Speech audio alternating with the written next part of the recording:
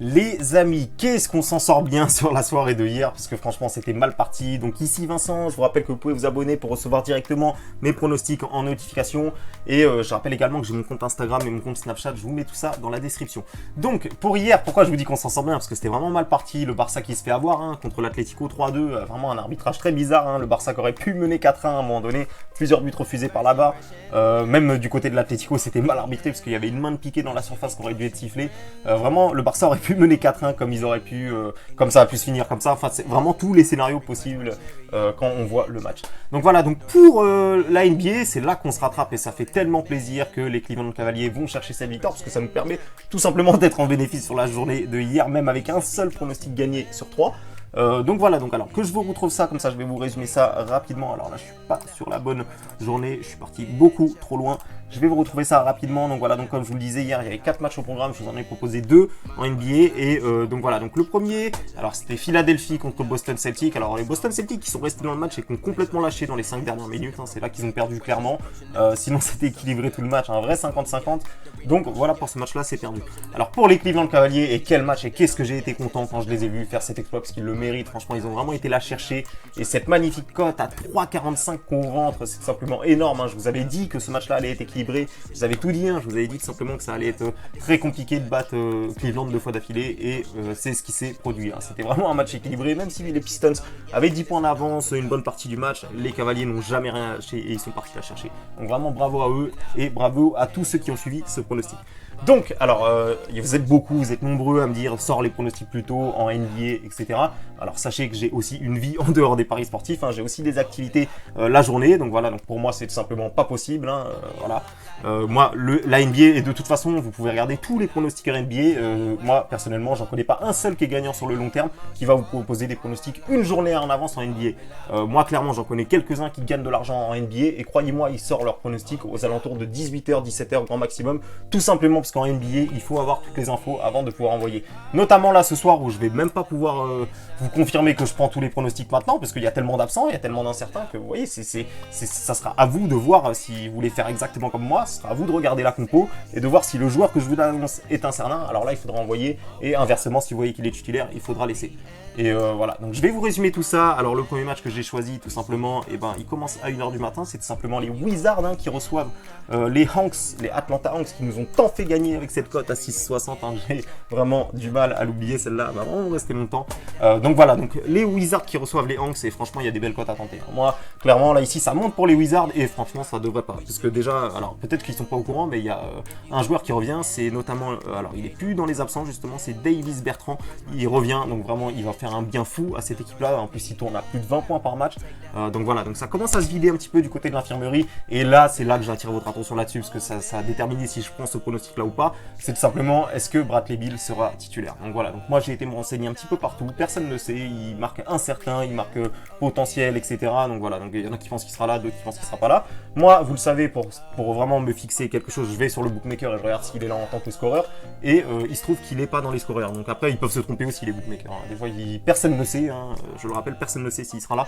Donc on va plutôt aller voir d'autres choses. Donc il n'y a pas eu de confrontation cette saison, mis à part ici, mais c'était une compétition amicale. Donc voilà, on va pas trop se fier aux confrontations entre les deux équipes. C'est très simple, tout simplement, les Hawks c'est une des pires équipes, vous le savez, en dehors de Trae Young, il n'y a pas grand monde dans cette équipe. Et bon, même si on avait réussi à gagner sans Trae Young le match que je vous avais proposé, la cote à 6,60. Mais bon voilà, c'est un coup de folie qu'ils ont réussi à faire. Comme je vous l'avais dit, ils peuvent gagner ce genre de match là une fois, mais ils vont pas le gagner tout le temps. Et donc c'est ce qui s'est passé, parce que juste après ils ont perdu, ensuite ils ont réussi à battre Indiana, pas mal par contre ici, mais c'était à domicile. Et donc voilà, donc je vais pas vous résumer trop les stats, parce que j'ai d'autres matchs à vous présenter. Et surtout très important, vous le savez les amis, c'est pas que les stats qu'il faut analyser, il faut aussi analyser les absents, les joueurs absents dans l'équipe, le style de l'équipe, c'est très important. Voilà, le style de l'équipe, qui joue contre qui, est-ce que c'est un style offensif, défensif, etc. Parce que si vous cherchez que les stats, vous allez miser constamment sur le favori et vous allez perdre de l'argent sur le long terme. Donc voilà, donc ça c'était juste la petite précision. Voilà, ne vous fiez pas que aux stats, même si moi je vous fais souvent des analyses vraiment basées sur les stats. Sachez que j'analyse aussi pas mal d'autres critères. Donc voilà, donc pour les Wizards, je m'attarde pas. Moi je vois vraiment les Wizards gagner, et c'est même pas que je vois les Wizards gagner, c'est que je trouve qu'ils mettent une cote trop haute. Voilà, moi je les aurais mis beaucoup plus favoris. Donc voilà pourquoi je vais prendre ce pronostic seulement et seulement si Bradley Beal est est titulaire. Voilà. Donc si je vois que Bradley Beal est toujours absent sur ce match-là, ça sera no bet pour moi. Donc après, si vous vous perdez, c'est vous qui avez pris le pari et pas moi. Voilà, comme ça les choses sont bien dites. Alors pour le deuxième match, j'ai choisi tout simplement les Spurs qui sont monstrueux en ce moment. Et quand je vous dis qu'ils sont monstrueux, ils le sont vraiment, puisqu'ils ont vraiment battu deux grosses équipes, vraiment. Donc là, c'est énorme ce qu'ils arrivent à faire. Donc en plus en proposant un basket énorme, c'est ce que je vous ai dit, contre les Boston Celtics ici, et encore mieux, ils ont réussi à battre les Bucks ici. Donc je sais pas ce qui se passe chez les Spurs, mais ils sont en train d'un coup de prendre conscience. On a vu de Rozan en conférence de presse, et en plus de ça, lui aussi est énorme en ce moment, il est vraiment en train de faire des grosses performances, à voir si ça va durer sur le long terme, mais il l'a dit vraiment, on doit être capable de renouveler ce genre d'exploit contre tout type d'équipe, et surtout contre des grosses équipes.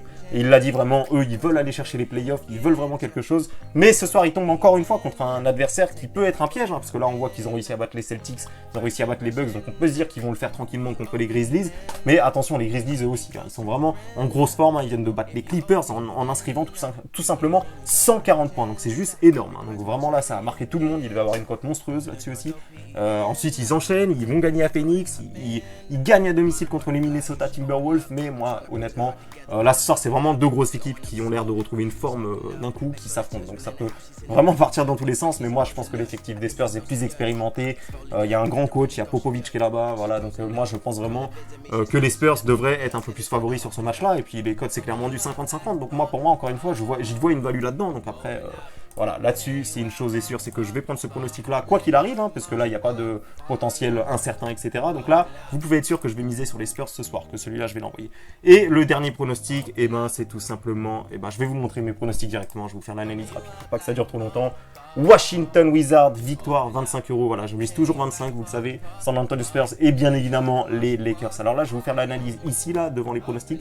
Vraiment, les Lakers, faut savoir une chose, c'est qu'ils ont perdu Anthony Davis. Alors il est aussi incertain ce soir, mais je suis quasiment sûr qu'il sera pas là, parce que vu comment il s'est blessé, pour moi il sera pas là. Vu comment il est sorti, il arrivait à peine à marcher, pour moi il sera pas là. De l'autre côté, il y a Dallas qui perd pas mal de matchs à domicile, et puis ça fait un petit peu tâche, et ça c'est depuis que Porzingis s'est blessé aussi, donc deux grands absents seront pas là ce soir dans les deux équipes, donc Porzingis et Anthony Davis. En plus, c'est des équipes qui se sont déjà affrontées 3 fois cette saison, tout simplement. Donc il y a eu 2 victoires pour les Lakers et 1 victoire pour Dallas.